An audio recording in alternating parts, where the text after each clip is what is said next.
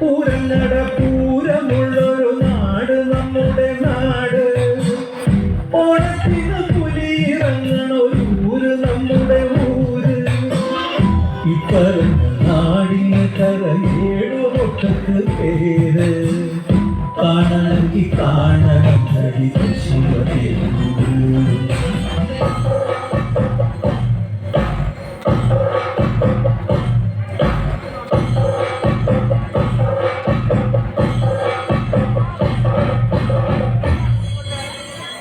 നാടിനൊത്ത നടുവില് പച്ചപ്പുട പിടിക്കണ കാട്.